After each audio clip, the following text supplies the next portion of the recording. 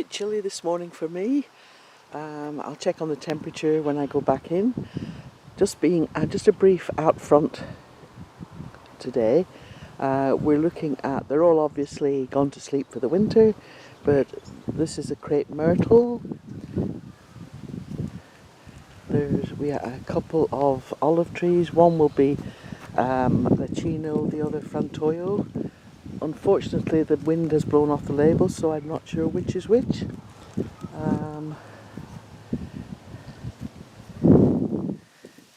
These are I've put out helichrysum, the licorice plants out here.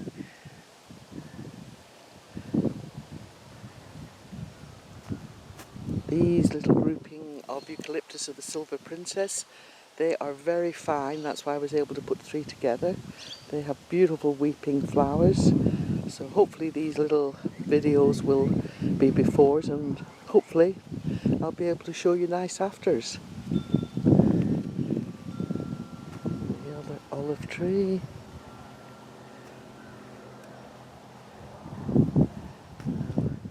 This is a Philadelphus virginalis. I've got 2 of those in this little grouping, and I've got 2 of the viburnum snowball trees with the helichrysums.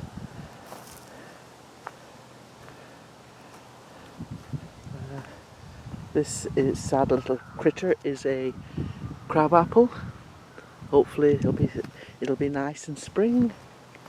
And down here I have a little avocado tree which I grew from seed from a bought avocado. Hit and miss on that one.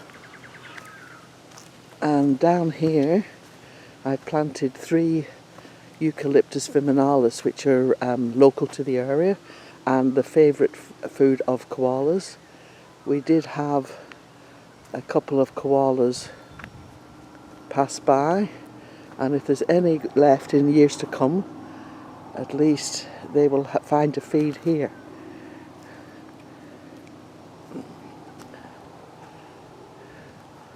I'll just go back up the hill.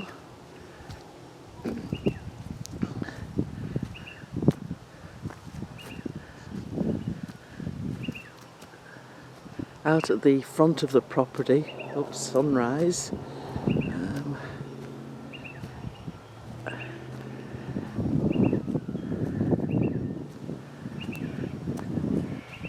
Here's Georgie doing his morning patrol. He always comes up and does a more garden patrol as well.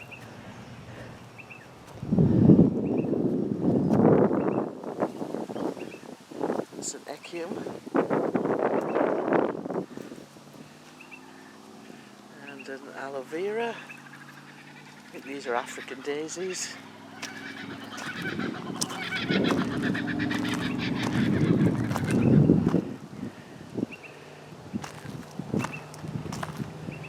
I can't remember the actual name of this, but it's one of the bridal veil.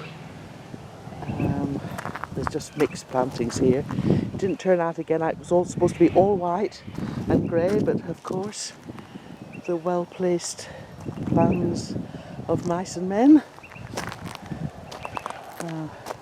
Out here is 99% natives when we arrived, and was in a sorry state, I have to say. People think you can just plonk in natives and they take care of themselves. Couldn't be further from the truth.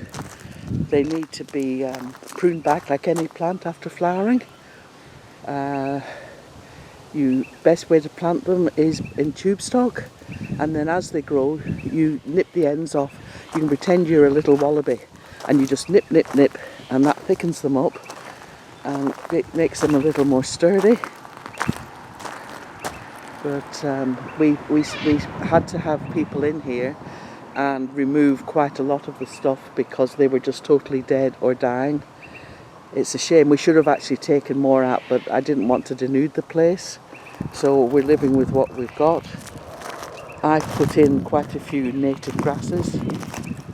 Again, I'm sorry, I just can't remember what they are, but hopefully they will do the birds and wildlife some good. I try and put everything in here for a habitat for critters.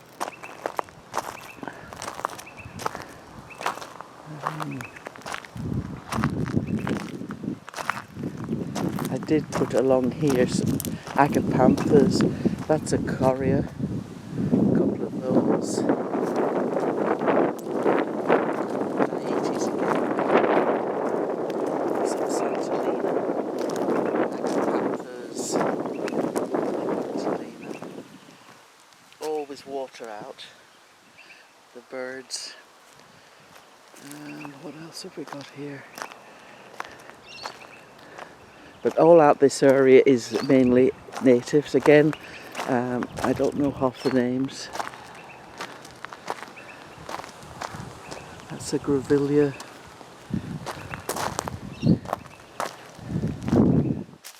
I did plant this one. Let me see. It's a tea tree. Should be quite nice. This is a king protea. Second of two. The first one didn't make it. Very tricky. Natives can be very tricky. And you can't over fertilise. In fact, you shouldn't do it. A bit of blood and bone, I think, is the recommended. I'm pleased, again, I'm sorry, I planted these ages ago and I can't remember their names, but they come out of Western Australia and I'm surprised they've done so well. Because the Western Australian plants are very specific and quite, they can be quite tricky.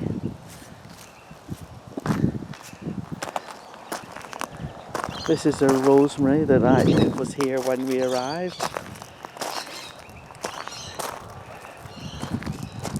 This is another silver princess. They're lovely trees. Hopefully when they mature a bit you'll be able to see. This is a callistemum.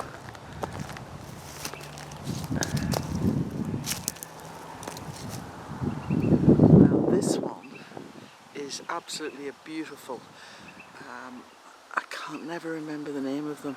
It's an Australian hibiscus. It's got the most beautiful flower, but a bit touchy. I've lost two out the other side and I don't know why. I've just literally taken one out the other day.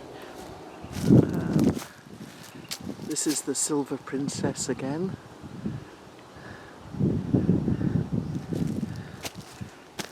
This is a protea. This is one of the hardy ones.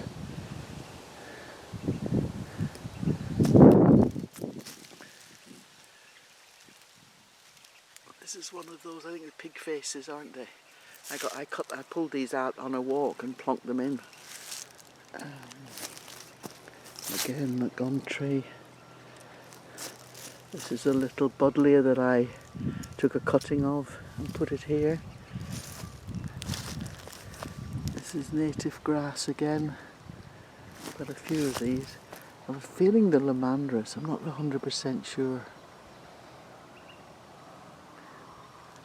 But again, they should be of some benefit to some critter or bird at some stage.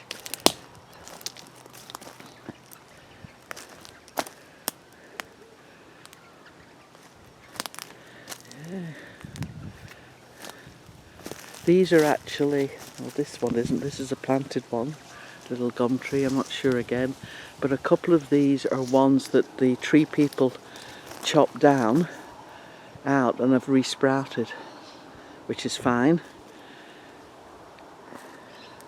This is a wattle tree, which I planted.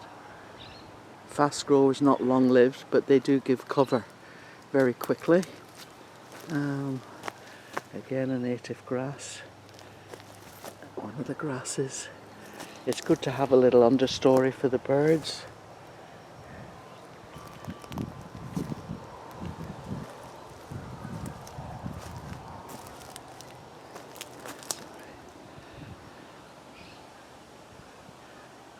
My tree daily is coming to an end. They don't last long, but they're beautiful while they're here. Too delicate for the rough and tumble of the weather.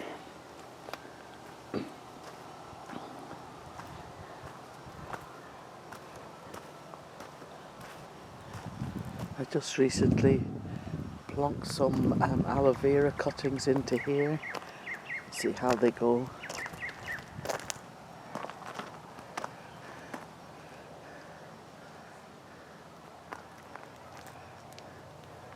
Another brugmansia,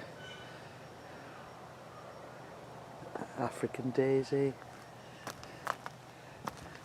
I've got a gardenian here, and I think it's the peppermint geranium here.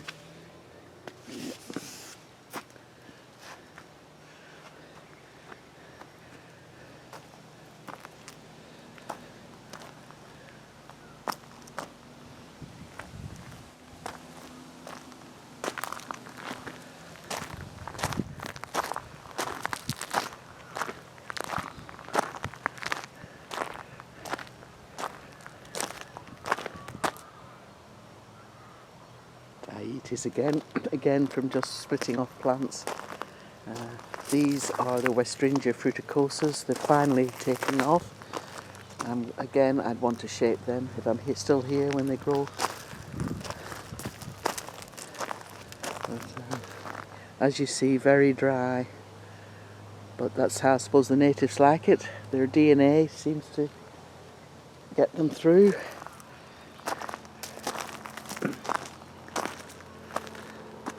This is one of the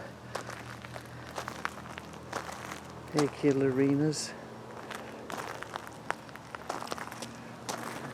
Again, I don't know half the names of these things because I inherited them.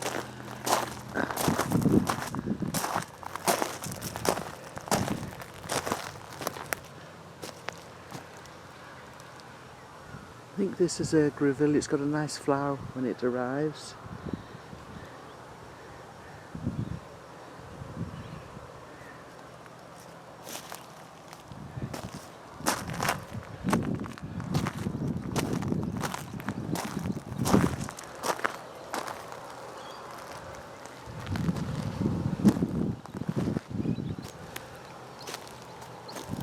Callistemum.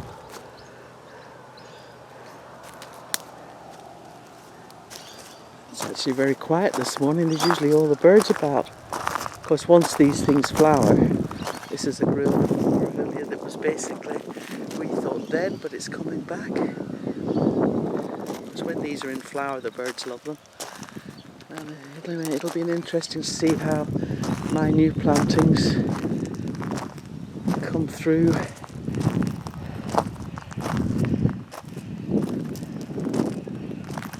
In the spring.